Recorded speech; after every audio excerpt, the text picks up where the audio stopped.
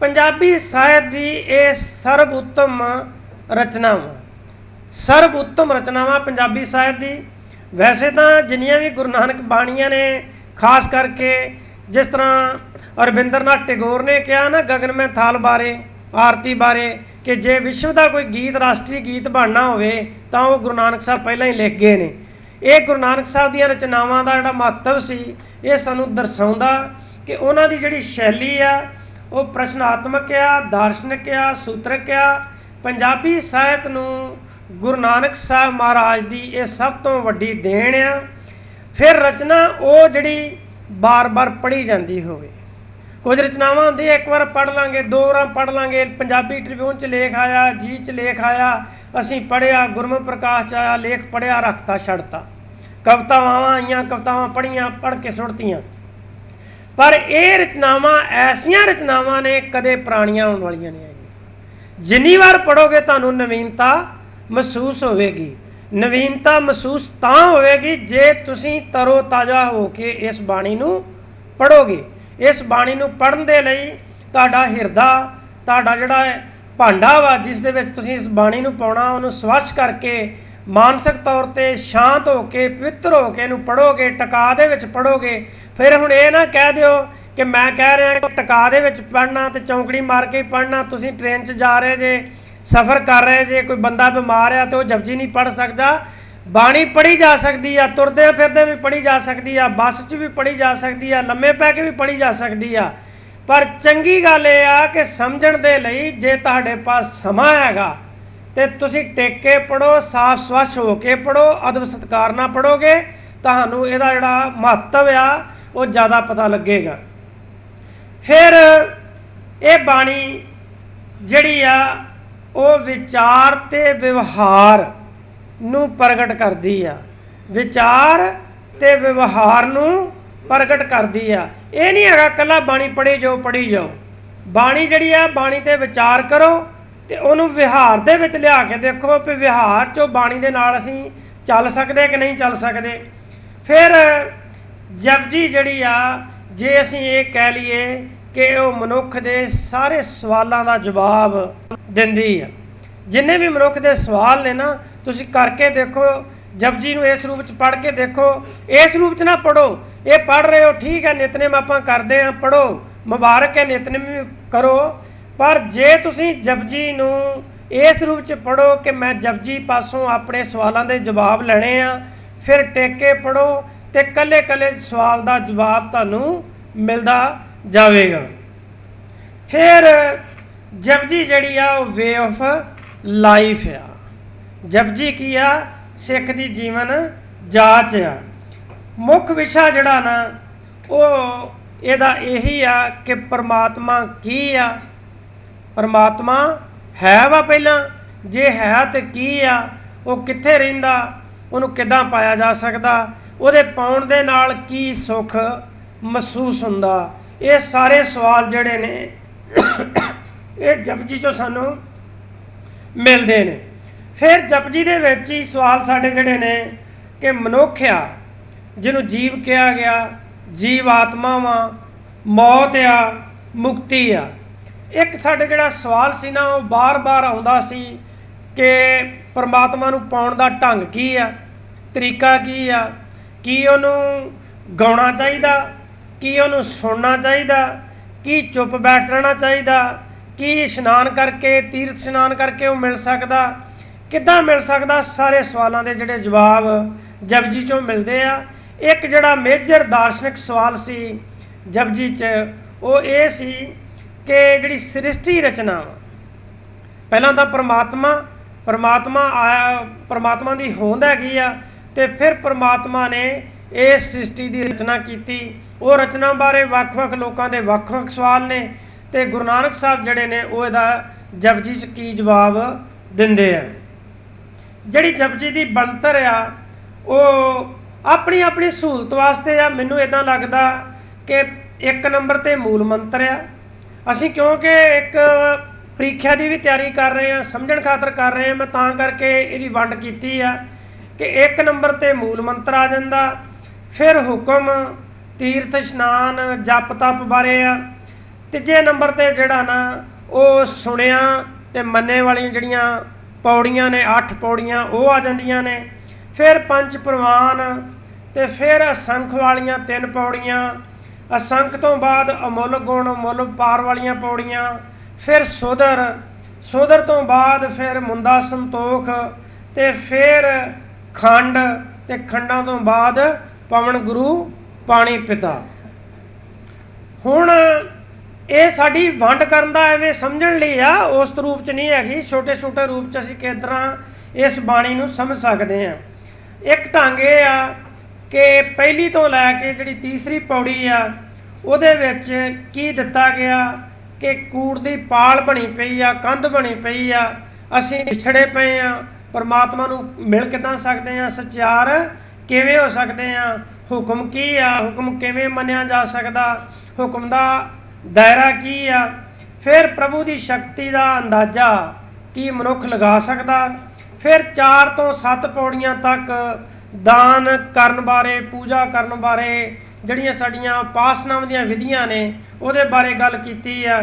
ਫਿਰ 8 ਤੋਂ 11 ਪੌੜੀਆਂ 'ਚ ਜਿਹੜਾ ਨਾ ਪ੍ਰਭੂ ਨਾਲ ਚਿੱਤ ਜੋੜਨ ਦੀ ਗੱਲ ਕੀਤੀ ਆ। ਫਿਰ ਇੱਕ ਸੈੱਟ ਬਣਦਾ 12 ਤੋਂ 15ਵਾਂ ਨੰਬਰ ਪੌੜੀ ਤੱਕ, ਫਿਰ 16 ਤੋਂ 19 ਨੰਬਰ ਤੱਕ, ਫਿਰ 20 ਤੋਂ 27 ਤੱਕ, 28 ਤੋਂ 33 ਤੱਕ ਤੇ 34 ਤੋਂ 38 ਤੱਕ। ਖੈਰ ਇਹ ਜਿਹੜੇ ਸਾਰੇ ਦੇ ਸਾਰੇ ਸਾਡਾ ਕਹਿਣ ਦਾ ਮੰਤਵ ਇਹ ਸੀ ਕਿ ਜਦੋਂ ਅਸੀਂ ਜਪਜੀ ਨੂੰ ਪੜ੍ਹਾਂਗੇ ਸਾਨੂੰ ਆਪਣੇ ਆਪ ਹੀ ਇਹਦੇ ਵਿੱਚੋਂ ਕੁਝ ਜਿਹੜੀ ਵੰਡ ਆ ਸਮਝਣ ਦੇ ਲਈ ਸਾਹਮਣੇ ਆ ਜਾਏਗੀ। ਜਪਜੀ ਦਾ ਜਿਹੜਾ ਮੰਗਲਾ ਚਰਨ ਆ, ਪਹਿਲਾ ਮੰਗਲਾ ਚਰਨ ਉਹ ਮੂਲ ਮੰਤਰ ਦੇ ਰੂਪ ਦੇ ਵਿੱਚ ਆ। ਮੂਲ ਮੰਤਰ 'ਚ ਸਿਧਾਂਤ ਦਿੱਤਾ, ਸਿਧਾਂਤ ਦੇ ਨਾਲ ਸ਼ਲੋਕ ਤੇ ਆਖਰੀ ਸ਼ਲੋਕ ਜਿਹੜਾ ਸਾਨੂੰ ਦਰਸਾਇਆ ਗਿਆ। ਇਹ ਸਾਰੇ ਜਿਹੜੇ ਸਵਾਲ ਨੇ ਇਹ ਜਪਜੀ ਦੇ ਵਿੱਚ ਦਿੱਤੇ ਨੇ, ਇਹਨਾਂ ਬਾਰੇ ਆਪਾਂ ਜਿਹੜੀ ਆ ਜਪਜੀ ਦੇ ਰੂਪ ਦੇ ਵਿੱਚ ਗੱਲ ਕਰ ਸਕਦੇ ਹਾਂ। ਜਪਜੀ ਦੀ ਗੱਲ ਜਦੋਂ ਕਰਾਂਗੇ ਤੇ ਜਪਜੀ ਦੇ ਪਹਿਲਾਂ ਜਿਹੜਾ ਮੂਲ ਮੰਤਰ ਦਿੱਤਾ, ਮੂਲ ਮੰਤਰ ਬਾਰੇ ਕੋਈ ਦੁਬਿਧਾ ਨਹੀਂ ਹੈਗੀ। ਪਹਿਲੀ ਗੱਲ ਤੇ ਬਾਣੀ ਬਾਰੇ ਕੋਈ ਦੁਬਿਧਾ ਨਹੀਂ ਕਿ ਬਾਣੀ ਗੁਰੂ ਨਾਨਕ ਸਾਹਿਬ ਦੀ ਰਚਨਾ ਵਾ, ਕਰਤਾਰਪੁਰ ਸਾਹਿਬ ਦੀ ਧਰਤੀ ਤੇ ਰਚੀ ਗਈ। ਜਪਜੀ ਸ਼ੁਰੂ ਕਰਨ ਤੋਂ ਪਹਿਲਾਂ ਗੁਰੂ ਨਾਨਕ ਸਾਹਿਬ ਨੇ ਮੂਲ ਮੰਤਰ ਰਚਿਆ। ਮੂਲ ਮੰਤਰ ਕਿਉਂਕਿ ਸ੍ਰੀ ਗੁਰੂ ਗ੍ਰੰਥ ਸਾਹਿਬ ਦੀਆਂ ਸਾਰੀਆਂ ਬਾਣੀਆਂ ਦੇ ਆਰੰਭ 'ਚ ਸੰਖੇਪ ਜਾਂ ਸੰਪੂਰਨ ਰੂਪ 'ਚ ਦਰਜ ਆ। 33 ਵਾਰ ਸੰਪੂਰਨ ਜਿਹੜਾ ਮੂਲ ਮੰਤਰ ਆ ਉਹ ਮੰਗਲਾ ਚਰਨ ਦੇ ਰੂਪ ਦੇ ਵਿੱਚ ਆਇਆ ਵਾ। ਸਾਡੇ ਇੱਕ ਸਾਹਿਤ ਰਚਨਾ ਦੇ ਵਿੱਚ ਇਹ ਗੁਣ ਹੁੰਦਾ ਸੀ ਕਿ ਜਦੋਂ ਕੋਈ ਰਚਨਾ ਕਰਨੀ ਆ ਉਸ ਤੋਂ ਪਹਿਲਾਂ ਜਿਸ ਬਾਰੇ ਰਚਨਾ ਕਰ ਰਹੇ ਹੋ ਨਾ ਉਹਦਾ ਮੰਗਲ ਕਰ ਲਿਆ ਜਾਵੇ, ਉਹਦੇ ਗੁਣਾਂ ਦਾ ਗਾਇਨ ਕਰ ਲਿਆ ਜਾਵੇ। ਮੂਲ ਮੰਤਰ ਜਪਜੀ ਦਾ ਹਿੱਸਾ ਵੀ ਆ ਤੇ ਜਪਜੀ ਦਾ ਮੰਗਲਾ ਚਰਨ ਵੀ ਆ। ਜਪਜੀ ਤੋਂ ਬਿਨਾਂ ਮੂਲ ਮੰਤਰ ਤੋਂ ਬਿਨਾਂ ਜਪਜੀ ਅਧੂਰਾ ਵਾ। ਪਰ ਜਪਜੀ ਜਿਹੜਾ ਵਾ ਉਹ ਅਲੱਗ ਬਾਣੀ ਵੀ ਆ, ਮੂਲ ਮੰਤਰ ਜਿਹੜਾ ਦੂਸਰੀਆਂ ਬਾਣੀਆਂ 'ਚ ਵੀ ਆਇਆ। ਮੂਲ ਮੰਤਰ ਬਾਰੇ ਪਹਿਲਾਂ ਤਾਂ ਸਾਡੇ ਇੱਕ ਸਵਾਲ ਆ ਜਾਂਦਾ ਕਿ ਮੂਲ ਮੰਤਰ 2 ਧਿਰਾਂ ਅੱਜ ਕਹਿ ਰਹੀਆਂ ਨੇ ਕਿ ਇੱਕ ਤੇ ਆ ਕਿ ਮੂਲ ਮੰਤਰ ਗੁਰਪ੍ਰਸਾਦ ਤੱਕ ਆ, ਤੇ ਇੱਕ ਕਹਿੰਦੀ ਆ ਨਹੀਂ ਮੂਲ ਮੰਤਰ ਜਿਹੜਾ ਨਾ ਉਹ ਆਦਿ ਸੱਚ ਜੁਗਾਦ ਸੱਚ ਹੈ ਵੀ ਸੱਚ ਤੱਕ ਵੀ ਹੈਗਾ। ਪਰ ਪ੍ਰਮਾਣਿਕ ਤੌਰ ਤੇ ਪੰਥਕ ਤੌਰ ਤੇ ਵਿਦਵਾਨਾਂ ਨੇ ਜੋ ਮੰਨਿਆ ਵਾ ਮੁੱਢਲੇ ਰੂਪ 'ਚ ਉਹ ਮੂਲ ਮੰਤਰ ਦਾ ਜਿਹੜਾ ਸਰੂਪ ਆ ਉਹ ਗੁਰਪ੍ਰਸਾਦ ਤੱਕ ਆ। ਗੁਰਪ੍ਰਸਾਦ ਤੋਂ ਬਾਅਦ 2 ਡੰਡੀਆਂ ਪਾ ਕੇ ਫਿਰ ਜਪ ਤੋਂ ਬਾਅਦ ਆਦਿ ਸੱਚ ਜੁਗਾਦ ਸੱਚ ਸ਼ੁਰੂ ਹੋ ਜਾਂਦਾ। ਹੁਣ ਮੂਲ ਮੰਤਰ ਜਿਹਦੇ ਬਾਰੇ ਅਸੀਂ ਕਹਿ ਰਹੇ ਹਾਂ ਕਿ ਜਪਜੀ ਦਾ ਅੰਗ ਵੀ ਆ, ਜਪਜੀ ਦਾ ਤਤਸਾਰ ਵੀ ਆ, ਜਪਜੀ ਦਾ ਮੰਗਲ ਵੀ ਆ। ਇਹਦੇ ਬਾਰੇ ਜਦੋਂ ਅਸੀਂ ਗੱਲ ਕਰਦੇ ਹਾਂ ਤੇ ਇਸ ਦੀ ਗੱਲ ਕਰਨ ਦੇ ਨਾਲ ਸਾਨੂੰ ਇਹ ਸਮਝ ਲੈਣਾ ਚਾਹੀਦਾ ਕਿ ਭਾਰਤੀ ਜਿਹੜਾ ਹਿੰਦੂ ਵੈਦਿਕ ਰੀਤੀ ਸੀ, ਵੈਦਿਕ ਰਿਲੀਜਨ ਸੀ, ਉਹਦੇ ਵਿੱਚ ਇਹ ਮੰਨਿਆ ਜਾਂਦਾ ਸੀ ਕਿ ਇਸ ਸ੍ਰਿਸ਼ਟੀ ਦਾ ਕਰਤਾ ਬ੍ਰਹਮਾ ਵਾ। ਬ੍ਰਹਮਾ, ਵਿਸ਼ਨੂੰ ਤੇ ਮਹੇਸ਼ 3 ਦੇਵਤੇ ਨੇ ਜਿਹੜੇ ਸ੍ਰਿਸ਼ਟੀ ਦੀ ਰਚਨਾ ਕਰਦੇ ਨੇ, ਪਾਲਣਾ ਕਰਦੇ ਨੇ ਤੇ ਸ਼ਿੰਗਾਰ ਕਰਦੇ ਨੇ। ਪਰ ਗੁਰੂ ਨਾਨਕ ਸਾਹਿਬ ਨੇ ਕਿਹਾ ਨਹੀਂ, ਇਹ ਸ੍ਰਿਸ਼ਟੀ ਦੀ ਰਚਨਾ ਕਰਨ ਵਾਲਾ ਕੇਵਲ ਤੇ ਕੇਵਲ ਇੱਕ ਆ। ਉਹ ਵੀ ਇੱਕ ਪਹਿਲਾਂ ਸ਼ਬਦ ਦੇ ਰੂਪ 'ਚ ਨਹੀਂ ਲਾਇਆ ਵੀ ਜੇ ਈੜੀ ਸਿਹਾਰੀ ਕੱਕਾ ਇੱਕ ਲਿਖਿਆ ਜਾਂਦਾ ਉਹਨੂੰ ਫਿਰ ਅਸੀਂ ਭੰਨ ਕੇ ਵੇਖਣਾ ਸੀ ਉਹਦੇ ਵਿੱਚ ਕੀ ਆ, ਕਿਉਂਕਿ ਸਾਡਾ ਸੁਭਾਅ ਆ ਨਾ ਕਿ ਅਸੀਂ ਤੋੜ ਕੇ ਦੇਖਦੇ ਹਾਂ। ਜਿੱਦਾਂ ਕਹਿੰਦੇ ਆ ਨਾ ਮੱਛੀ ਜਿਹੜੀ ਆ ਉਹ ਪੱਥਰ ਚੱਟ ਕੇ ਮੁੜਦੀ ਆ, ਤੇ ਸਿੱਖ ਦਾ ਵੀ ਸੁਭਾਅ ਬਣ ਗਿਆ ਹੁਣ ਪੱਥਰ ਤੋੜ ਕੇ ਵੇਖਦਾ ਕਿ ਪੱਥਰ ਦੇ ਵਿੱਚ ਵੀ ਕੁਝ ਹੈਗਾ, ਵੀ ਅਖੀਰ ਤੱਕ ਜਾ ਕੇ ਦੇਖਦਾ ਵਾ। ਸਾਨੂੰ ਜਾਣਾ ਚਾਹੀਦਾ ਵਾ, ਚੰਗੀ ਗੱਲ ਹੈ ਸਮਝਣ ਦੇ ਲਈ, ਮਾੜੀ ਗੱਲ ਨਹੀਂ। ਪਰ ਜਿਹੜਾ ਗੁਰੂ ਨਾਨਕ ਸਾਹਿਬ ਨੇ ਫੈਸਲਾ ਕਰਤਾ ਕਿ ਪਹਿਲਾਂ ਹੀ ਇੱਕ ਪਾਤਾ, ਉਹ ਅੱਖਰ ਇੱਕ ਜਿਹੜਾ ਆਰੰਭਤਾ ਦਾ ਪ੍ਰਤੀਕ ਵੀ ਆ, ਗਿਣਤੀ ਦੀ ਆਰੰਭਤਾ ਦਾ ਪ੍ਰਤੀਕ ਵੀ ਆ, ਪਰਮਾਤਮਾ ਦੀ ਏਕਤਾ ਦਾ ਸਰਬ ਉੱਤਮ ਪ੍ਰਥਮ ਲਿਖਾਇਆ ਗਿਆ ਕਿ ਪਰਮਾਤਮਾ ਹੈ ਤੇ ਇੱਕ ਹੀ ਆ। ਫਿਰ ਇੱਕ ਓਂਕਾਰ ਲਿਖ ਕੇ ਉਹ ਦੱਸਦਾ ਕਿ ਉਹ ਪਰਮਾਤਮਾ ਸਰਬ ਵਿਆਪਕ ਆ, ਉਹ ਪਰਮਾਤਮਾ ਸਰਬ ਵਿਆਪਕ ਆ, ਉਹ ਪਰਮਾਤਮਾ ਸਰਬ ਸ਼ਕਤੀਮਾਨ ਆ, ਹਰ ਥਾਂ ਤੇ ਵਿਦਮਾਨ ਆ। ਫਿਰ ਇਹਦਾ ਜਿਹੜਾ ਦੂਜਾ ਗੁਣ ਦੱਸਿਆ ਜਪਜੀ ਦੇ ਆਰੰਭ ਦੇ ਵਿੱਚ, ਮੂਲ ਮੰਤਰ ਦੇ ਵਿੱਚ ਉਹ ਦੱਸਿਆ, ਕਿਹਾ ਗਿਆ ਕਿ ਇੱਕ ਓਂਕਾਰ ਸਤਨਾਮ। ਸਤਨਾਮ ਦੀ ਵੀ ਜਿਹੜੀ ਵਿਆਖਿਆ ਜਦੋਂ ਅਸੀਂ ਕਰਦੇ ਹਾਂ, ਉਹ ਆਮ ਕਰਕੇ ਕਿਹਾ ਜਾਂਦਾ ਕਿ ਸਤਨਾਮ ਤੇਰਾ ਪਰਾ ਪੂਰ ਬਲਾ। ਇਸ ਰੂਪ 'ਚ ਲੈਂਦੇ ਹਾਂ ਕਿ ਉਹਦਾ ਨਾਮ ਜਿਹੜਾ ਵਾ ਸੱਚਾ ਵਾ। ਪਰ ਜਦੋਂ ਅਸੀਂ ਸਤ ਦੀ ਵਿਆਖਿਆ ਕੋਸ਼ਾਂ ਦੇ ਵਿੱਚ ਦੇਖਦੇ ਹਾਂ, ਪ੍ਰੋਫੈਸਰ ਸਾਹਿਬ ਸਿੰਘ ਨੂੰ ਦੇਖਦੇ ਹਾਂ ਜਾਂ ਆਧੁਨਿਕ ਵਿਦਵਾਨਾਂ ਨੂੰ ਵੀ ਦੇਖਦੇ ਹਾਂ, ਤੇ ਉਹਨਾਂ ਦੇ ਵਿੱਚ ਜਿਹੜੀ ਸਤ ਦੀ ਵਿਆਖਿਆ, ਸਤ ਦਾ ਅਰਥ ਹੁੰਦਾ ਹੋਂਦ ਵਾਲਾ, ਹੋਂਦ ਵਾਲਾ ਜਿਹਦਾ ਭਾਵ ਆ ਐਗਜ਼ਿਸਟੈਂਸ ਵਾਲਾ, ਕਿ ਜਿਹੜਾ ਇੱਕ ਹੈ ਉਹ ਹੋਂਦ ਵਾਲਾ ਵਾ, ਉਹਦੀ ਐਗਜ਼ਿਸਟੈਂਸ ਹੈਗੀ ਆ, ਉਹਦੇ ਬਾਰੇ ਕੋਈ ਸ਼ੱਕ ਕਰਨ ਦੀ ਲੋੜ ਨਹੀਂ। ਨਾਮ ਜਿਹੜਾ ਨਾ ਉਹਦੇ ਲਖਾਇਕ ਆ ਕਿ ਪਰਮਾਤਮਾ ਦੀ ਜਿਹੜੀ ਹੋਂਦ ਆ ਉਹ ਇਸ ਸੰਸਾਰ ਤੇ ਹੈ, ਉਹਦੀ ਹੋਂਦ ਤੋਂ ਬਿਨਾ ਕੋਈ ਥਾਂ ਨਹੀਂ। ਦੂਜਾ ਕਿਹਾ ਜਾਂਦਾ ਕਿ ਉਹਦਾ ਨਾਮ ਜਿਹੜਾ ਵਾ ਸੱਚਾ ਵਾ। ਜਦੋਂ ਅਸੀਂ ਸੱਚ ਬਾਰੇ ਗੱਲ ਕਰਦੇ ਹਾਂ ਤੇ ਸੱਚ ਵੀ ਦੋ ਤਰ੍ਹਾਂ ਦਾ ਮੰਨਿਆ ਗਿਆ। ਇੱਕ ਸੱਚ ਤਾਂ ਉਹ ਆ ਜਿਹੜਾ ਸਦੀਵੀ ਸੱਚ, ਸਦੀਵੀ ਸੱਚ ਕੇਵਲ ਤੇ ਕੇਵਲ ਪਰਮਾਤਮਾ ਵਾ। ਜਿਹੜਾ ਸੱਚ ਉਹ ਆ ਜਿਹੜਾ ਬਦਲਦਾ ਨਹੀਂ, ਸੱਚ ਅਬਦਲ ਆ, ਸੱਚ ਦਾ ਕੋਈ ਆਲਟਰਨੇਟਿਵ ਨਹੀਂ। ਸੱਚ ਨਾ ਤਾਂ ਵਿਕਾਸਸ਼ੀਲ ਆ ਨਾ ਵਿਨਾਸ਼ਸ਼ੀਲ ਆ, ਸੱਚ ਦਾ ਨਾਸ ਵੀ ਨਹੀਂ ਹੁੰਦਾ, ਸੱਚ ਦੀ ਪੈਦਾਇਸ਼ ਵੀ ਨਹੀਂ ਹੁੰਦੀ। ਸੱਚ ਇੱਕ ਆ, ਉਹ ਆਰੰਭ 'ਚ ਵੀ ਸੱਚ ਸੀ, ਹੁਣ ਵੀ ਸੱਚ ਆ, ਗਾਂ ਵੀ ਸੱਚ ਰਹੇਗਾ। ਪਰ ਜਿਹੜਾ ਅਸੀਂ ਸੱਚ ਮੰਨਦੇ ਆ ਉਹ ਸੱਚ ਪਰਿਵਰਤਨਸ਼ੀਲ ਹੁੰਦਾ। ਹੁਣ ਅਸੀਂ ਇੱਥੇ ਬੈਠੇ ਆ, ਕਲਾਸਰੂਮ 'ਚ ਬੈਠੇ ਆ, ਇਹ ਸੱਚ ਆ, ਪਰ ਜਦੋਂ ਅਸੀਂ ਕਲਾਸ ਤੋਂ ਬਾਹਰ ਚਲ ਜਾਣਾ, ਅਸੀਂ ਕਲਾਸ 'ਚ ਬੈਠੇ ਸੀ, ਸਾਡਾ ਸੱਚ ਜਿਹੜਾ ਨਾ ਉਹ ਬਦਲ ਜਾਣਾ। ਸਾਡੀ ਸੰਸਾਰ ਤੇ ਇਸ ਵੇਲੇ ਹੋਂਦ ਆ, ਅਸੀਂ ਇਸ ਵੇਲੇ ਹੈਗੇ ਆ, ਜਿਹਨੂੰ ਆਸਾ ਕੀ ਵਾਰ 'ਚ ਕਿਹਾ ਗਿਆ ਨਾ, ਸੱਚੇ ਤੇਰੇ ਖੰਡ ਸੱਚੇ ਬ੍ਰਹਿਮੰਡ, ਕਿ ਜਿੰਨਾ ਚਿਰ ਉਹ ਹੈਗੇ ਆ, ਜਿੰਨਾ ਚਿਰ ਇਹ ਧਰਤੀ ਹੈਗੀ ਆ, ਉਹਨਾਂ ਚਿਰ ਸੱਚੀ ਆ, ਤੇ ਜੇ ਨਹੀਂ ਤਾਂ ਫਿਰ ਕੂੜ ਰਾਜਾ ਕੂੜ ਪਰਜਾ ਕੂੜ ਸਭ ਸੰਸਾਰ। ਫਿਰ ਅਸੀਂ ਇੱਥੋਂ ਜਦੋਂ ਚਲੇ ਜਾਣਾ ਤੇ ਫਿਰ ਅਸੀਂ ਝੂਠ ਹੋ ਜਾਣਾ। ਪਰ ਜਿਹੜਾ ਸੱਚ ਸਦੀਵੀ ਸੱਚ ਆ ਉਹ ਬਦਲਿਆ, ਉਹ ਕਦੇ ਵੀ ਬਦਲਦਾ ਨਹੀਂ, ਉਹ ਕਦੇ ਵੀ ਕੂੜ ਨਹੀਂ ਹੁੰਦਾ। ਉਹ ਸੱਚ ਹੋਂਦ ਵਾਲਾ ਵਾ, ਉਹ ਸੱਚ ਇੱਕ ਹੀ ਆ, ਜਿਹਨੂੰ ਗੁਰਮਤਿ ਦੇ ਵਿੱਚ ਅਕਾਲ ਪੁਰਖ ਵਾਹਿਗੁਰੂ ਕਿਹਾ ਗਿਆ, ਕਰਤਾ ਪੁਰਖ ਕਿਹਾ ਗਿਆ। ਉਹਨੂੰ ਕਿਸੇ ਨਾਂ ਨਾਲ ਯਾਦ ਕਰ ਲਓ, ਉਹ ਮੁਬਾਰਕ ਆ। ਪਰ ਯਾਦ ਕਰੋਗੇ ਇੱਕ ਕਰਕੇ ਮੰਨੋਗੇ ਤੇ ਫਿਰ ਉਹਦਾ ਅਸਰ ਜਿਹੜਾ ਉਹ ਸਾਡੇ ਤੇ ਹੋਵੇਗਾ। ਜਦੋਂ ਸਾਡੇ 'ਚ ਦਵੈਸ਼ ਭਾਵਨਾ ਆ ਗਈ, ਜਦੋਂ ਸਾਡੇ 'ਚ ਸ਼ੰਕਾ ਆ ਗਿਆ ਕਿ ਸ਼ਾਇਦ ਹੈਗਾ ਕਿ ਨਹੀਂ ਹੈਗਾ, ਅਸੀਂ ਜਦੋਂ ਅਰਦਾਸ ਵੀ ਕਰਦੇ ਆ ਨਾ, ਗੁਰਦੁਆਰੇ 'ਚ ਵੀ ਜਾਂਦੇ ਆ, ਮੱਥਾ ਵੀ ਟੇਕਦੇ ਆ, ਬਾਣੀ ਵੀ ਪੜ੍ਹਦੇ ਆ, ਤੇ ਸਾਡੇ ਮਨ ਦੀ ਅਸਲ 'ਚ ਦੁਬਿਧਾ ਹੁੰਦੀ ਆ ਕਿ ਪਰ ਠੀਕ ਆ, ਅਸੀਂ ਨਿਤਨੇਮ ਕਰ ਰਹੇ ਆ, ਬਾਣੀ ਪੜ੍ਹ ਰਹੇ ਆ, ਬਾਣੀ ਵਿਚਾਰ ਰਹੇ ਆ, ਹੋ ਸਕਦਾ ਪਰਮਾਤਮਾ ਹੋਵੇ, ਪਰ ਸਾਡਾ ਦ੍ਰਿੜ ਵਿਸ਼ਵਾਸ ਨਹੀਂ ਹੁੰਦਾ। ਸਾਡਾ ਜਿੰਨਾ ਚਿਰ ਬਲਾਈਂਡ ਫੇਥ, ਦ੍ਰਿੜ ਵਿਸ਼ਵਾਸ, ਦਲੀਲ ਆਧਾਰਿਤ ਨਹੀਂ ਬਣੇਗਾ, ਉਹਨਾਂ ਚਿਰ ਗੁਰਮਤਿ 'ਚ ਅਸੀਂ ਅੱਗੇ ਨਹੀਂ ਚੱਲ ਸਕਦੇ। ਫਿਰ ਇਹਦਾ ਗੁਣ ਆ ਕਿ ਉਹ ਪਰਮਾਤਮਾ ਕਰਤਾ ਪੁਰਖ ਆ। ਪੁਰਖ ਦਾ ਭਾਵ ਵੀ ਹੁੰਦਾ ਵਿਆਪਕ, ਕਰਤਾ ਦਾ ਭਾਵ ਹੈ ਕਰਨ ਵਾਲਾ। ਕਰਤਾ ਇੱਕ ਹੀ ਆ, ਕਰਤਾ ਫਿਰ ਇੱਕ ਹੀ ਆ, ਕਰਤਾਰ ਇੱਕ ਹੀ ਆ, ਕਰਤਾਰ ਦੂਜਾ ਨਹੀਂ ਹੋ ਸਕਦਾ।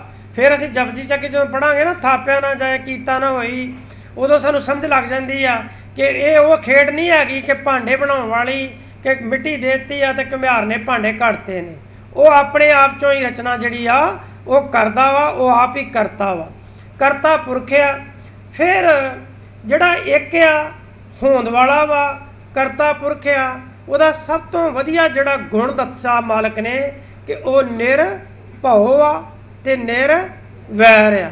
ਨਿਰਭਉ ਦਾ ਮਤਲਬ ਕਿ ਉਹ ਭਉ ਤੋਂ ਰਹਿਤ ਆ, डर तो रहत आ, निर्वैर, ਉਹਦਾ ਕਿਸੇ ਨਾਲ ਵੈਰ ਨਹੀਂ ਹੈਗਾ, ਉਹ ਕਿਸੇ ਨਾਲ ਵੈਰ ਵੀ ਨਹੀਂ ਕਮਾਉਂਦਾ। ਅਸਲ 'ਚ ਇਹ ਦੋਨੋਂ ਜਿਹੜੇ ਗੁਣ ਨੇ ਨਾ ਆਪਸ ਦੇ ਵਿੱਚ ਸੰਬੰਧਿਤ ਨੇ। ਅਸੀਂ ਨਿਰਭਉ ਨਹੀਂ ਹੋ ਸਕਦੇ। ਗੁਰਬਾਣੀ 'ਚ ਵੈਸੇ ਹੁੰਦਾ ਨਿਰਭਉ ਜਪੈ ਸਗਲ ਭਉ ਮਿਟੈ, ਕਿ ਜਿਹੜਾ ਨਿਰਭਉ ਨੂੰ ਜਪੇਗਾ ਉਹਦੇ ਸਾਰੇ ਭੈ ਕੱਟੇ ਜਾਣਗੇ। ਪਰ ਅਸੀਂ ਭੈ ਦੇ ਵਿੱਚ ਹੀ ਰਹਿੰਦੇ ਹਾਂ, ਭਾਵੇਂ ਉਹ ਪ੍ਰੇਮ ਦੇ ਭਾਵ ਦੇ ਵਿੱਚ, ਭਾਵੇਂ ਡਰ ਦੇ ਰੂਪ ਦੇ ਵਿੱਚ, ਪਰ ਪਰਮਾਤਮਾ ਜਿਹੜਾ ਵਾ ਨਿਰਭਉ ਆ, ਕਿਉਂਕਿ ਪਰਮਾਤਮਾ ਤੋਂ ਉੱਪਰ ਕੋਈ ਸ਼ਕਤੀ ਹੈ ਹੀ ਨਹੀਂ, ਉਹਦੇ ਬਾਰੇ ਸੋਚਿਆ ਹੀ ਨਹੀਂ ਜਾ ਸਕਦਾ। ਤੇ ਨਿਰਭਉ ਡਰਾਂਗੇ ਤਾਂ ਅਸੀਂ ਉੱਪਰਲੇ ਤੋਂ ਨਾ, ਵੀ ਜਿਹੜਾ ਮੇਰੇ ਤੋਂ ਤਾਕਤ ਵਾਲਾ ਹੋਵੇਗਾ, ਜਿਹੜਾ ਮੇਰੀ ਧੌਣ ਮਰੋੜ ਸਕਦਾ, ਮੈਂ ਉਹਦੇ ਕੋਲ ਡਰਾਂਗਾ। ਆਪਣੇ ਪ੍ਰਧਾਨ ਕੋਲ ਡਰਾਂਗਾ, ਆਪਣੇ ਜਿਹੜਾ ਮੈਨੂੰ ਸਰਵਿਸ ਪ੍ਰੋਵਾਈਡਰ ਆ ਉਹਦੇ ਕੋਲ ਡਰਾਂਗਾ, ਮੈਂ ਡਰਾਂਗਾ ਨਾ, ਕਿਉਂਕਿ ਮੈਂ ਜ਼ਿੰਮੇਵਾਰੀ ਨਾ ਉਹਦੇ ਨਾਲ ਕੰਮ ਕਰ ਰਿਹਾ। ਪਰ ਜਿਹਦੇ ਉੱਪਰ ਕੋਈ ਹੈ ਹੀ ਨਹੀਂ, ਉਹ ਆਪ ਹੀ ਹੈ ਸਾਰਾ ਕੁਝ, ਉਹਨੂੰ ਕਿਸੇ ਕੋਲੋਂ ਡਰਨ ਦੀ ਲੋੜ ਨਹੀਂ। ਵੈਰ ਵੀ ਜਿਹੜਾ ਅਸੀਂ ਕਰਦੇ ਹਾਂ ਨਾ, ਈਰਖਾ ਭਾਵਨਾ ਰੱਖਦੇ ਹਾਂ, ਦਵੈਸ਼ ਭਾਵਨਾ ਰੱਖਦੇ ਹਾਂ, ਉਹ ਮਾੜੇ ਪੱਧਰ 'ਤੇ ਰੱਖਦੇ ਹਾਂ, ਆਪਣੇ ਤੋਂ ਮਾੜੇ ਨਾ ਰੱਖਦੇ ਹਾਂ। ਤਗੜੇ ਨੂੰ ਤਾਂ ਅਸੀਂ ਵੈਰ ਭਾਵਨਾ ਕੀ ਕਰ ਲਾਂਗੇ, ਉਹ ਤਗੜੇ ਨਾਲ ਵੈਰ ਪਾ ਕੇ ਅਸੀਂ ਆਪਣਾ ਨੁਕਸਾਨ ਕਰਾਂਗੇ, ਉਹਦਾ ਤਾਂ ਨੁਕਸਾਨ ਨਹੀਂ ਕਰ ਸਕਦੇ। ਇਸੇ ਕਰਕੇ ਗੁਰੂ ਸਾਹਿਬਾਨ ਨੇ ਬੜਾ ਸਪਸ਼ਟ ਕਰ ਦਿੱਤਾ ਕਿ ਉਹ ਨਿਰਭਉ ਵੀ ਆ, ਨਿਰਵੈਰ ਵੀ ਹੈ। ਇੱਕ ਓਂਕਾਰ ਸਤਨਾਮ ਕਰਤਾ ਪੁਰਖ ਨਿਰਭਉ ਨਿਰਵੈਰ ਅਕਾਲ ਮੂਰਤ। ਅਕਾਲ ਦਾ ਭਾਵ ਆ, ਕਾਲ ਦਾ ਭਾਵ ਹੁੰਦਾ ਸਮਾਂ, ਕਾਲ ਦਾ ਭਾਵ ਆ ਸਮਾਂ, ਅਕਾਲ ਦਾ ਭਾਵ ਆ ਜਿਹੜਾ ਸਮੇਂ ਤੋਂ ਰਹਿਤ ਆ, ਜਿਹੜਾ ਸਮੇਂ ਤੋਂ ਰਹਿਤ ਆ। ਕੁਝ ਥਾਵਾਂ 'ਤੇ ਆਣ ਕੇ ਜਿਹੜੀ ਸਾਡੀ ਸ਼ਬਦਾਵਲੀ ਹੈ ਨਾ, ਭਾਸ਼ਾ ਵਾ, ਉਹ ਸਾਥ ਨਹੀਂ ਦਿੰਦੀ, ਸਾਥ ਦੇ ਵੀ ਨਹੀਂ ਸਕਦੀ, ਕਿ ਜਦੋਂ ਸਮਾਂ ਵੀ ਨਹੀਂ ਸੀ ਉਦੋਂ ਵੀ ਉਹ ਹੈਗਾ ਸੀ। ਇਹਨੂੰ ਹੁਣ ਡਿਫਾਈਨ ਕਿੱਦਾਂ ਕੀਤਾ ਜਾ ਸਕਦਾ, ਇਹ ਬਹੁਤ ਔਖਾ ਕਾਰਜ ਆ। ਉਹ ਕਾਲ ਮੂਰਤ ਆ, ਉਹਦੀ ਕੋਈ ਮੂਰਤ ਨਹੀਂ ਹੈਗੀ, ਮੂਰਤੀ ਤੋਂ ਰਹਿਤ ਆ, ਕਿਉਂਕਿ ਸਾਡੇ ਇਸ ਸੰਸਾਰ ਦੇ ਅੰਦਰ ਜਿਹੜਾ ਸਰਵ ਸ਼ਕਤੀਮਾਨ ਹੈ ਨਾ, ਉਹਦੇ ਵੱਖ-ਵੱਖ ਆਕਾਰ ਬਣਾ ਕੇ ਉਹਨੂੰ ਪੂਜਿਆ ਜਾਂਦਾ ਸੀ। ਮਨੁੱਖ ਅਸਲ 'ਚ ਜਿਹੜਾ ਧਾਰਮਿਕ ਹੁੰਦਾ ਨਾ, ਬਹੁਤਾ ਡਰ ਕਰਕੇ ਹੁੰਦਾ।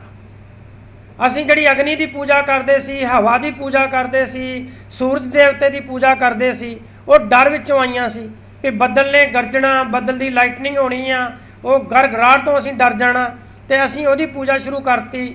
ਪਾਣੀ ਤੋਂ ਅਸੀਂ ਡਰ ਜਾਂਦੇ ਸੀ, ਪਾਣੀ ਸੁਨਾਮੀ ਆ ਜਾਂਦੀ ਆ। ਹੈ ਤਾਂ ਸ਼ਕਤੀ ਪਿੱਛੇ ਇੱਕ ਜਿਹੜੀ ਪਾਣੀ ਵਰਗੀ, ਪਹਿਲੋਂ ਜਦੋਂ ਅਸੀਂ ਬੱਚੇ ਹੁੰਦੇ ਸੀ ਅਸੀਂ ਕਹਿੰਦੇ ਸੀ ਪਾਣੀ ਦੀ ਕਿਹੜੀ ਸੱਟ ਆ, ਪਰ ਪਾਣੀ ਦੀ ਵੀ ਇੰਨੀ ਜ਼ਬਰਦਸਤ ਸੱਟ ਹੁੰਦੀ ਆ ਕਿ ਉਹ ਬੜੀਆਂ ਚਟਾਨਾਂ ਨੂੰ ਤੋੜ ਦਿੰਦੀ ਆ, ਬੜਾ ਨੁਕਸਾਨ ਕਰ ਜਾਂਦੀ ਆ। ਉਹਦੇ ਪਿੱਛੇ ਜਿਹੜੀ ਸ਼ਕਤੀ ਆ ਰਹੀ ਆ ਨਾ, ਉਹਦੀ ਸਮਰੱਥਾ ਜਿਹੜੀ ਆ, ਉਹਦੀ ਕਿੰਨੀ ਮਕਦਾਰ 'ਚ ਆ ਰਹੀ ਆ, ਉਹ ਨੁਕਸਾਨ ਕਰਨ ਦੇ ਸਮਰੱਥ ਹੋ ਜਾਂਦੀ ਆ। ਫਿਰ ਉਹਦੇ ਆਕਾਰ 'ਚ ਅਸੀਂ ਨਾ, ਜਦੋਂ ਡਰ ਦੇ ਵਿੱਚੋਂ ਅਸੀਂ ਉਹਦਾ ਆਕਾਰ ਬਣਾ ਕੇ ਪੂਜਾ ਸ਼ੁਰੂ ਕਰ ਦਿੱਤੀ, ਮੂਰਤਾਂ ਬਣਨੀਆਂ ਸ਼ੁਰੂ ਹੋ ਗਈਆਂ। ਹੁਣ ਤੇ ਗੁਰੂ ਨਾਨਕ ਦੀਆਂ ਮੂਰਤਾਂ ਵੀ ਆ ਗਈਆਂ ਨੇ, ਸਟੈਚੂ ਰੂਪ ਦੇ ਵਿੱਚ, ਤਸਵੀਰਾਂ ਵੀ ਆ ਗਈਆਂ ਨੇ, ਸਾਰਾ ਕੁਝ ਆਉਂਦਾ ਜਾਂਦਾ।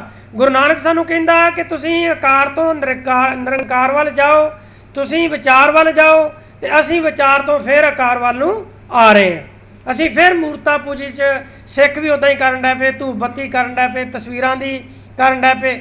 ਹਾਲਾਂਕਿ ਹਰ ਚੀਜ਼ 'ਚ ਮੈਰਿਟ ਡੀਮੈਰਿਟ ਹੁੰਦੀ ਆ, ਪਰ ਜਿਹੜੀ ਗੁਰਮਤਿ ਆ ਨਾ, ਇਹਨੂੰ ਸਮਝਣਾ, ਇਹਦੇ ਲਈ ਚੇਤਨਤਾ ਦੀ ਬਹੁਤ ਲੋੜ ਆ, ਬੜੀ ਸੂਖਮ ਚੇਤਨਤਾ ਦੀ ਲੋੜ ਆ। ਜੇ ਕੋਈ ਚੇਤਨਤਾ ਦੀ ਗੱਲ ਕਰਦਾ ਨਾ, ਤਾਂ ਉਹਨੂੰ ਕਹਿ ਦਿੰਦਾ ਇਹ ਤੇ ਕਾਮਰੇਡ ਹੋ ਗਿਆ। ਸਾਡੇ ਪਾਸ ਇੱਕ ਇਹ ਵੀ ਹਥਿਆਰ ਹੈਗਾ ਕਿ ਜਿਹਨੂੰ ਅਸੀਂ ਜਿਹੜਾ ਵਿਚਾਰ ਦੀ ਗੱਲ ਕਰਦਾ ਉਹਨੂੰ ਕਹਿੰਦੇ ਨਾਸਤਕ ਹੋ ਗਿਆ। ਉਹਨਾਂ ਨੂੰ ਨਹੀਂ ਪਤਾ ਹੁੰਦਾ ਨਾਸਤਕ ਕੌਣ ਹੁੰਦਾ। ਧਰਮ ਦੀ ਦੁਨੀਆ 'ਚ ਨਾਸਤਕ ਉਹ ਨਹੀਂ ਹੈਗਾ ਕਿ ਜਿਹੜਾ ਰੱਬ ਨੂੰ ਨਹੀਂ ਮੰਨਦਾ। ਧਰਮ ਦੀ ਦੁਨੀਆ 'ਚ ਨਾਸਤਕ ਉਹ ਆ ਜਿਹੜਾ ਵੇਦਾਂ ਨੂੰ ਨਹੀਂ ਮੰਨਦਾ। ਜਿਹੜੇ ਵੇਦਾਂ ਨੂੰ ਨਹੀਂ ਮੰਨਦੇ ਉਹ ਨਾਸਤਕ ਨੇ। ਬੁੱਧਿਜ਼ਮ ਜਿਹੜਾ ਸੀ ਉਹ ਵੇਦਾਂ ਨੂੰ ਨਹੀਂ ਮੰਨਦਾ, ਜੈਨਿਜ਼ਮ ਵੇਦਾਂ ਨੂੰ ਨਹੀਂ ਮੰਨਦਾ, ਉਹਨਾਂ ਨੂੰ ਨਾਸਤਕ ਧਰਮ ਕਿਹਾ ਜਾਂਦਾ। ਇਸ ਕਰਕੇ ਨਹੀਂ, ਪਰ ਆਸਤਕ ਧਰਮ ਉਹ ਸੀ ਜਿਹੜਾ ਵੇਦਾਂ 'ਚ ਵਿਸ਼ਵਾਸ ਰੱਖਦਾ ਸੀ। ਅਸੀਂ ਚਿੰਤਨ ਦੇ ਪੱਧਰ 'ਤੇ ਜਾਂਦੇ ਨਹੀਂ, ਅਸੀਂ ਗਾਲੀ ਗਲੋਚ ਦੀ ਭਾਸ਼ਾ 'ਤੇ ਆਣ ਕੇ ਦੂਸਰੇ ਨੂੰ ਕਹਿਣ ਸ਼ੁਰੂ ਕਰ ਦਿੰਦੇ ਹਾਂ ਕਿ ਇਹ ਤਾਂ ਨਾਸਤਕ ਹੋ ਗਿਆ, ਕਾਮਰੇਡ ਹੋ ਗਿਆ। ਖੈਰ, ਉਹ ਕਾਲ ਮੂਰਤ ਆ, ਉਹਦੀ ਕੋਈ ਮੂਰਤੀ ਨਹੀਂ ਹੈਗੀ, ਉਹਦੀ ਕੋਈ ਸ਼ਕਲ ਨਹੀਂ ਹੈਗੀ। ਅਸੀਂ ਬਣਾਉਣ ਦਾ ਯਤਨ ਕਰਦੇ ਹਾਂ, ਕਈ ਵਾਰ ਵਿਰਾਟ ਸਰੂਪ ਵੀ ਬਣਾਉਣ ਦਾ ਯਤਨ ਕਰਦੇ ਹਾਂ। ਹੁਣ ਤੁਸੀਂ ਵੈਸੇ ਇੱਕ ਵਾਰ ਸੋਚ ਕੇ ਦੇਖੋ, ਮੈਂ ਤੁਹਾਡੇ ਆਪਣੇ ਆਪਣੇ ਮਨ 'ਚ ਸੋਚਿਓ ਕੁਝ ਮਿੰਟਾਂ ਲਈ ਵੀ ਗੁਰੂ ਨਾਨਕ ਸਾਹਿਬ ਦੀ ਸ਼ਖਸੀਅਤ ਨੂੰ ਦੇਖੋ ਵੀ ਆਪਾਂ ਬਣਾਉਣਾ ਹੋਵੇ ਤਾਂ ਕਿੱਦਾਂ ਦੀ ਬਣਾਵਾਂਗੇ। ਸਾਡੇ ਸਾਹਮਣੇ ਇੱਕ ਚਿੱਤਰ ਆਉਣਾ ਚਾਹੀਦਾ ਕਿ ਗੁਰੂ ਨਾਨਕ ਸਾਹਿਬ ਕਿੱਦਾਂ ਦੇ ਹੋਣਗੇ। ਤਸਵੀਰਾਂ ਨੂੰ ਛੱਡ ਦਿਓ ਕਿ ਤਸਵੀਰਾਂ ਜਿਹੜਾ ਅਸੀਂ ਦੇਖ ਰਹੇ ਹਾਂ ਕਿ 1469 'ਚ ਪੈਦਾ ਹੋਏ ਤੇ 1499 'ਚ ਘਰੋਂ ਚੱਲ ਪਏ ਤੇ 1521 ਤੱਕ ਉਹ ਸੰਸਾਰ ਦਾ ਭਰਮਣ ਕਰਦੇ ਰਹੇ। ਭਾਈ ਮਰਦਾਨਾ ਜੀ 45 ਸਾਲ ਉਹਨਾਂ ਦੇ ਨਾਲ ਰਹੇ, ਦੁਨੀਆ ਭਰ 'ਚ ਉਹਨਾਂ ਭਰਮਣ ਕੀਤਾ, ਹਰ ਧਾਰਮਿਕ ਵਿਅਕਤੀ ਨੂੰ ਮਿਲੇ, ਹਰ ਧਾਰਮਿਕ ਵਿਅਕਤੀ ਦਾ ਸਵਾਲ ਦਾ ਜਵਾਬ ਦਿੱਤਾ। ਉਹ ਕਿੱਦਾਂ ਦੀ ਸ਼ਖਸੀਅਤ ਹੋਏਗੀ?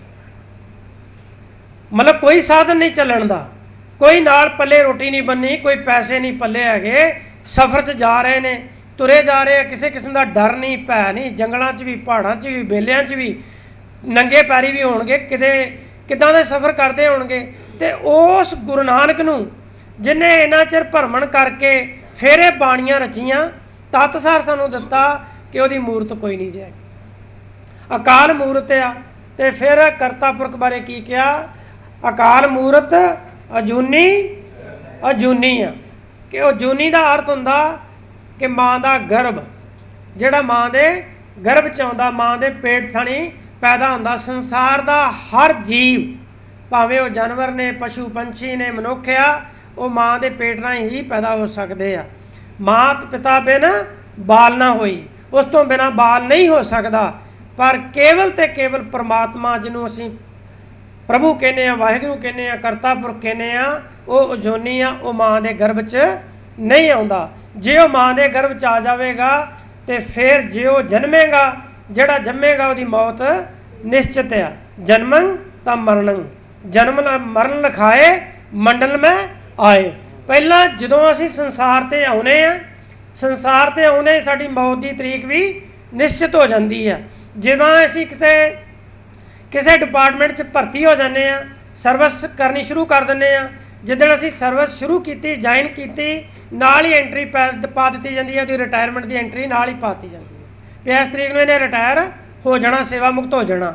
ਇਸੇ ਤਰ੍ਹਾਂ ਹੀ ਜਨਮ ਵੇਲੇ ਹੀ ਸਾਡੀ ਰਿਟਾਇਰਮੈਂਟ ਦੀ ਡੇਟ ਨਿਸ਼ਚਿਤ ਪਰਮਾਤਮਾ ਕਰ ਦਿੰਦਾ। ਤੇ ਰਿਟਾਇਰਮੈਂਟ ਦੀ ਡੇਟ ਉਹਨਾਂ ਦੀ ਹੋਵੇਗੀ ਜਿਹੜੇ ਜਨਮ ਲੈਣਗੇ, ਮਾਂ ਦੇ ਗਰਭ 'ਚ ਆਉਣਗੇ।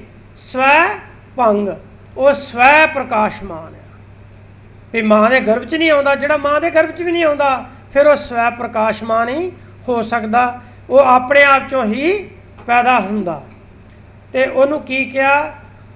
ਇਸ ਬਾਣੀ ਨੂੰ ਕੀ ਕਿਹਾ ਕਿ ਜਿਹੜਾ ਸਵੈ ਪ੍ਰਕਾਸ਼ਮਾਨ ਆ, ਜਿਹਦੇ ਇਹ ਗੁਣ ਨੇ, ਜਿਹੜਾ ਪਰਮਾਤਮਾ ਹੈਗਾ ਵਾ, ਉਹਨੂੰ ਪਾਇਆ ਕਿੱਦਾਂ ਜਾ ਸਕਦਾ? ਫਿਰ ਗੁਰ ਪ੍ਰਸਾਦ, ਗੁਰੂ ਦੀ ਕਿਰਪਾ ਨਾਲ, ਗੁਰੂ ਦੀ ਨਜ਼ਰ ਨਾਲ, ਮਿਹਰ ਨਾਲ, ਬਖਸ਼ਿਸ਼ ਨਾਲ ਉਹ ਪਾਇਆ ਜਾ ਸਕਦਾ। ਵੈਸੇ ਮੇਰਾ ਜਿਹੜਾ ਵਿਸ਼ਵਾਸ ਆ ਉਹ ਇਹ ਆ ਕਿ ਗੁਰਮਤਿ ਦੀ ਸਮਝ ਵੀ ਉਹਨਾਂ ਚਿਰ ਨਹੀਂ ਜੇ ਆਉਂਦੀ ਜਿੰਨਾ ਚਿਰ ਗੁਰੂ ਮਿਹਰਬਾਨ ਨਾ ਹੋ ਜੇ, ਜਿੰਨਾ ਚਿਰ ਗੁਰੂ ਬਖਸ਼ਿਸ਼ ਨਾ ਕਰ ਦੇਵੇ ਉਹਨਾਂ ਚਿਰ ਗੁਰਮਤਿ ਦੀ ਸਮਝ ਵੀ, ਬਾਣੀ ਦੀ ਸਮਝ ਵੀ ਨਹੀਂ ਆ ਸਕਦੀ। ਤੇ ਜਦੋਂ ਗੁਰੂ ਕਿਰਪਾ ਕਰ ਦਿੰਦਾ, ਕਿਰਪਾ ਕਿਰਪਾ ਕਿਰਪਾ ਕਰ ਮੇਰੇ ਪਿਆਰੇ, ਕਿਰਪਾ ਜਦੋਂ ਕਰ ਦਿੰਦਾ ਤੇ ਫਿਰ ਗੁਰਸਿੱਖ ਨੂੰ ਮੂਲ ਮੰਤਰ ਦੀ, ਪਰਮਾਤਮਾ ਦੇ ਸਰੂਪ ਦੀ ਸਮਝ ਆ ਜਾਂਦੀ ਆ। ਜਦੋਂ ਸਮਝ ਆ ਜਾਵੇਗੀ, ਜਦੋਂ ਬੱਚੇ ਨੂੰ ਇਹ ਪਤਾ ਲੱਗ ਜਾਂਦਾ ਨਾ ਮੇਰਾ ਮਾਂ-ਬਾਪ ਇਹ ਆ, ਤੇ ਉਹ ਮਾਂ-ਬਾਪ ਦੀ ਕਦਰ ਕਰਨੀ ਸ਼ੁਰੂ ਕਰ ਦਿੰਦਾ। ਮਾਂ-ਬਾਪ ਦੀ ਪਛਾਣ ਹੋ ਜੇ ਤੇ ਮਾਂ-ਬਾਪ ਨੂੰ ਉਸ ਸੰਸਾਰ ਦੇ ਵਿੱਚ ਕਦੇ ਨਹੀਂ ਭੁੱਲੇਗਾ। ਫਿਰ ਉਹਨੂੰ ਬਾਰ-ਬਾਰ ਨਹੀਂ ਦੱਸਣਾ ਪਏਗਾ ਕਿ ਤੇਰੇ ਪਿਤਾ ਦਾ ਨਾਂ ਜਿਹੜਾ ਦਰਸ਼ਨ ਸਿੰਘ ਸੀ, ਤੇਰੀ ਮਾਤਾ ਦਾ ਨਾਂ ਜੀਤ ਕੌਰ ਸੀ। ਫਿਰ ਬਾਰ-ਬਾਰ ਨਹੀਂ ਕਹਿਣਾ ਪਏਗਾ। ਫਿਰ ਉਹਨੂੰ ਲਾਈਫ ਲੌਂਗ ਅਖੀਰ ਤੱਕ ਆਪਣਾ ਮਾਂ-ਬਾਪ ਨਹੀਂ ਭੁੱਲੇਗਾ, ਹੋਰ ਭਾਵੇਂ ਜੋ ਮਰਜ਼ੀ ਭੁੱਲ ਜੇ। ਇਸੇ ਤਰ੍ਹਾਂ ਹੀ ਜਿਹਦੇ ਉੱਤੇ ਉਹ ਗੁਰੂ ਪ੍ਰਸਾਦ, ਗੁਰੂ ਕਿਰਪਾ ਕਰ ਦਿੰਦਾ, ਉਹ ਫਿਰ ਮਨੁੱਖ ਜਿਹੜਾ ਉਹਨੂੰ ਇਹ ਸਮਝ ਲੱਗ ਜਾਂਦੀ ਆ ਕਿ ਉਹ ਪਰਮਾਤਮਾ ਹੈਗਾ ਵਾ ਤੇ ਗੁਰੂ ਦੀ ਕਿਰਪਾ ਨਾਲ ਮਿਲਦਾ ਵਾ। ਇੱਕ ਪੰਕਤੀ ਤੁਹਾਡੇ ਨਾਲ ਸਾਂਝੀ ਕਰਕੇ ਮੈਂ ਸ਼ਾਇਦ ਸਮਾਪਤ ਕਰਾਂ। ਉਹ ਇਹ ਕਿ ਭਾਈ ਗੁਰਦਾਸ ਜੀ ਦੀ ਪੰਕਤੀ ਮੈਂ ਕੱਲ੍ਹ ਵੀ ਪੜ੍ਹੀ ਸੀ ਕਿ ਸਤਿਗੁਰ ਟੁੱਠੇ ਪਾਈਏ, ਸਤਿਗੁਰ ਟੁੱਠੇ ਪਾਈਏ, ਸਾਧ ਸੰਗਤ ਗੁਰਮਤ ਗੁਰ ਸਿੱਖੀ। ਜਦੋਂ ਗੁਰੂ ਕਿਰਪਾ ਕਰ ਦੇਵੇ ਫਿਰ ਸਾਧ ਸੰਗਤ 'ਚ ਆਉਂਦੇ ਆ, ਸਾਧ ਸੰਗਤ ਦੇ ਵਿੱਚੋਂ ਅਸੀਂ ਵਿਚਾਰ ਚਰਚਾ ਸੁਣਦੇ ਹਾਂ, ਕਰਦੇ ਹਾਂ, ਗੁਰਮਤਿ ਦਾ ਗਿਆਨ ਮਿਲਦਾ, ਗੁਰਮਤਿ ਦਾ ਗਿਆਨ ਮਿਲ ਕੇ ਅਸੀਂ ਗੁਰਸਿੱਖ ਬਣਦੇ ਹਾਂ। ਜਦੋਂ ਅਸੀਂ ਗੁਰਸਿੱਖ ਸਿਧਾਉਣ ਲੱਗ ਪਏ ਫਿਰ ਸਾਨੂੰ ਪਰਮਾਤਮਾ ਦਾ ਪਤਾ ਲੱਗ ਜਾਂਦਾ। ਇਹ ਜਿਹੜਾ ਗੁਰਪ੍ਰਸਾਦ ਦਾ ਸਿਧਾਂਤ ਹੈ ਨਾ, ਇਹ ਬੜਾ ਨਿਰਮਲ ਸਿਧਾਂਤ ਆ। ਤੇ ਸਿੱਖ ਇੱਕੋ ਹੀ ਅਰਦਾਸ ਕਰਦਾ ਵਾ ਸਵੇਰੇ ਸ਼ਾਮ ਵੀ ਗੁਰੂ ਮੇਰੇ ਤੇ ਕਿਰਪਾ ਕਰੇ, ਮਿਹਰ ਕਰੇ। ਆਸਾ ਦੀ ਵਾਰ ਦੇ ਵਿੱਚ ਅਸੀਂ ਇੱਕ ਪੰਕਤੀ ਪੜ੍ਹਦੇ ਹਾਂ, ਉਹ ਸਾਨੂੰ ਯਾਦ ਰੱਖਣੀ ਚਾਹੀਦੀ ਆ ਕਿ ਨਦਰ ਉਹ ਪੱਠੀ ਜੇ ਕਰੇ ਸੁਲਤਾਨਾ ਘਾਓ ਕਰਾਏਂਦਾ ਦਰ ਮੰਗਨ ਭੇਖ ਨਾ ਪਾਏਂਦਾ। ਉਸ ਪਰਮਾਤਮਾ ਕੋ ਸਾਨੂੰ ਡਰਨਾ ਚਾਹੀਦਾ, ਉਹਦੀ ਨਦਰ ਦੇ ਪਾਤਰ ਬਣਨਾ ਚਾਹੀਦਾ। ਉਹਦੀ ਗ੍ਰੇਸ ਜਿਹੜੀ ਆ ਉਹ ਪ੍ਰਾਪਤ ਕਿੱਦਾਂ ਹੋ ਸਕਦੀ ਆ, ਉਹਦੇ ਲਈ ਸਾਨੂੰ ਯਤਨਸ਼ੀਲ ਹੋਣਾ ਚਾਹੀਦਾ। ਵੈਸੇ ਪੰਜਾਬੀ ਦੇ ਸ਼ਾਇਰ ਨੇ ਬੜੀਆਂ ਵਧੀਆ ਲਾਈਨਾਂ ਕਹੀਆਂ ਨੇ। ਉਹ ਕਹਿੰਦਾ ਵਾਰਿਸ ਸ਼ਾਹ ਮੀਆਂ ਉਸ ਤੋਂ ਸਦਾ ਡਰੀਏ, ਜਿਹੜਾ ਬਾਦਸ਼ਾਹਾਂ ਤੋਂ ਭੀਖ ਮੰਗਾਉਂਦਾ ਹੀ, ਉਹ ਕੇਵਲ ਬਾਦਸ਼ਾਹ ਤੋਂ ਭੀਖ ਇੱਕੋ ਹੀ ਮੰਗਾ ਸਕਦਾ। ਅਕਾਲ ਪੁਰਖ ਵਾਹਿਗੁਰੂ। ਭੁੱਲਾਂ ਚੁੱਕਾਂ ਦੀ ਖਿਮਾ। ਵਾਹਿਗੁਰੂ ਜੀ ਕਾ ਖਾਲਸਾ, ਵਾਹਿਗੁਰੂ ਜੀ ਕੀ ਫਤਿਹ।